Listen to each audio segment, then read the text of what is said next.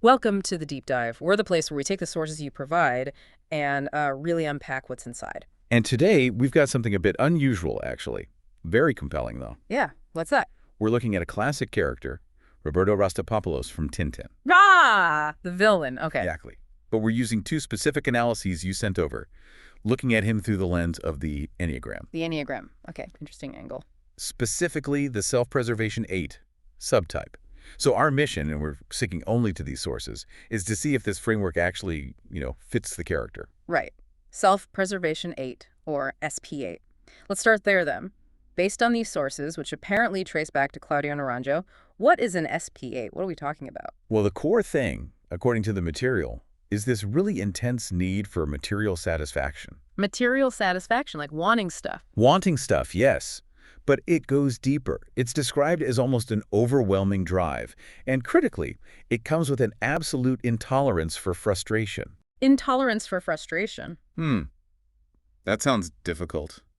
How did that play out? One source mentions it can seem almost infantile in how strong the demands are. It comes from this really fundamental belief that the world is basically split in two. There are those who take and those who get taken from, period. Wow, okay, that's a stark worldview, a zero-sum game. Pretty much. And that shapes everything. The sources talk about a ruthlessly utilitarian approach. Utilitarian, meaning... Meaning relationships, situations. They're all viewed through this lens of what's in it for me, what can I gain, what can I extract. Got it. So the focus is always, always on securing resources, getting comfort, maintaining control, and they do it through very pragmatic, often quite calculated ways. Okay, so let's recap the SP8 profile from the sources. Intense material drive, zero patience for obstacles, sees the world as takers versus taken from, and uses people purely for gain. How does Rastapopoulos fit this? The sources say it's a strong match. They argue it's remarkably precise, actually. Let's take that material obsession first, his criminal empire. Right, it's vast. Opium, arms dealing, human trafficking. I mean, it's major league crime. Exactly. And the analyses stress these aren't just random acts. It's systematic. It's business-like wealth accumulation. And this reflects the SP8 profile. How? Directly. The sources link it straight to that core SP8 anxiety about scarcity, about survival. So it's not just greed for luxury. It's coming from a place of fear, the sources suggest. That's a key point in the material, yeah. It suggests this relentless accumulation is driven by this deep-seated fear of not having enough, of insecurity. It pushes him way beyond any rational need. And the constant expansion. New markets, new territories. The sources see that as reflecting this inability to ever feel like, okay, this is enough. There's never enough. One source specifically uses the keyword satisfaction and quotes this kind of inner voice, I have to have it, this is mine. That real possessive intensity. Now, what about this mask of respectability that's always struck me about him? He's not just lurking in shadows. He's like a public figure sometimes. Right. Film producer, shipping magnate, hobnobbing with high society. The sources say he uses these legitimate fronts very skillfully. And it's not just a cover. Well, it is a cover, obviously a brilliant one. But the analyses argue it also feeds another specific SP8 need. The need to appear successful, powerful, untouchable. So he hides in plain sight, almost, by being too successful. Exactly. The sources suggest he plays on our tendency to equate wealth with legitimacy. If you look successful, people assume you are legitimate. So he cultivates that image. To make the criminal side almost invisible. The material frames this as a key tactic. It shows an understanding that power isn't just brute force. It's manipulating systems, perceptions. Okay, let's talk about how he treats people. He seems incredibly cold. Alan Thompson, for instance. Yeah, that ties right into what the sources describe as the emotional armor, the detachment. Emotional armor. A profound distance from vulnerability. And connections with people, purely instrumental, according to this framework. So subordinates like Alan are just tools. Essentially, yes. Valued only for their usefulness. Disposable when they become a liability or aren't useful anymore. Is there any remorse? Empathy? The analyses point to a complete absence of it. When his actions cause harm, even death, the reaction described isn't sadistic that would imply some feeling, but more like clinical indifference. Clinical indifference, that's chilling. Yeah. It's like human costs are just line items, business expenses, annoying obstacles, maybe. Source 2 uses that really potent metaphor, coldness of the crocodile. The crocodile? Yeah, signifying hardness, coldness, lack of warmth, and even fake emotional displays. Yeah, crocodile tears. It fits, and he's also incredibly adaptable, isn't he? Always changing roles, popping up elsewhere. That's another key SP8 trait the sources highlight, survival pragmatism. Survival pragmatism. He's like a chameleon, able to reinvent himself constantly. The material suggests this is his core survival mechanism. Read the situation, change the strategy. So whether he's the businessman or the crime boss. The underlying goal is always the same. Control resources, ensure personal security. His methods might change, but the objective, the sources say, is rigid. That makes sense. It distinguishes him perhaps from other types who might be driven by ideology or relationships. Exactly. For the SP8 described here, adaptability is purely tactical. It's all in service of survival and control. His various identities aren't about genuine interest. They're tools.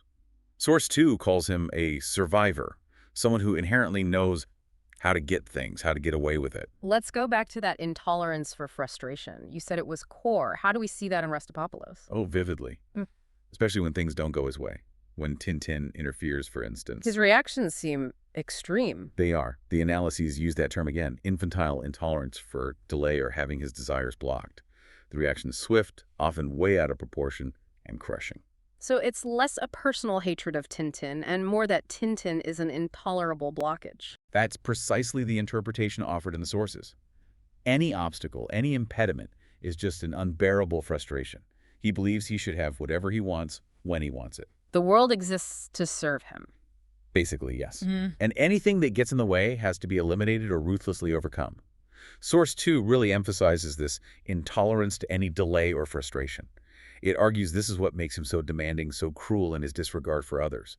It connects directly to the escalation of violence we see. Does this framework also explain why he chooses crime over legitimate business? I mean, he's clearly capable. The sources argue it does. It goes back to that core survival belief. Yeah. Take or be taken from. And crime offers Maximum control, minimum rules, high profits, sure, but also freedom from the constraints society imposes, constraints that limit autonomy and speed. It doesn't feel random, though. His criminal activities seem calculated. Exactly. That's a key point in the sources. It's not reckless passion.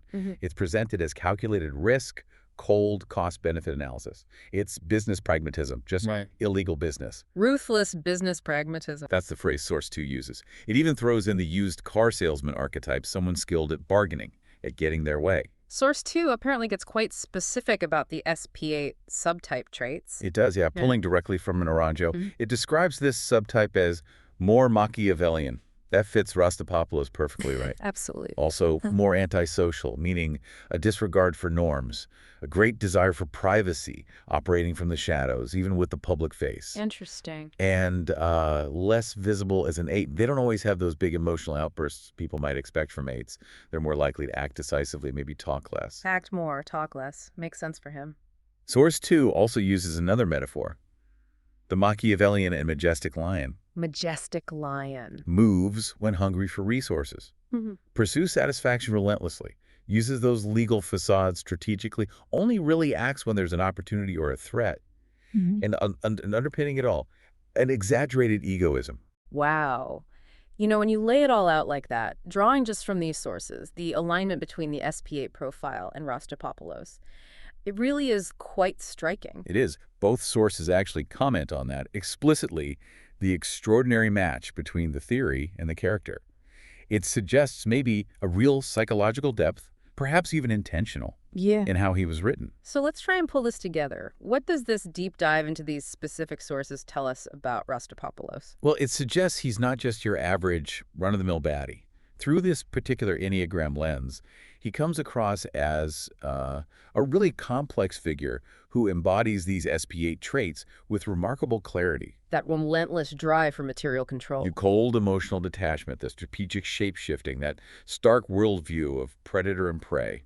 It's all there, according to the sources, fitting the SP8 archetype. And understanding him this way, it shifts the focus, doesn't it? It suggests his motives aren't just simple greed or evil for evil's sake. Right. The sources frame it as being rooted much deeper in a kind of primal survival instinct, a profound fear of scarcity, of being the one taken from. Yeah, the analysis really underscores how that kind of survival-focused worldview, especially combined with that intolerance for frustration, can lead to extreme antisocial criminal actions. All while hiding behind that polished, respectable surface that lets him operate. Okay, so based only on what we've unpacked from these two analyses today, here's a thought to leave you with.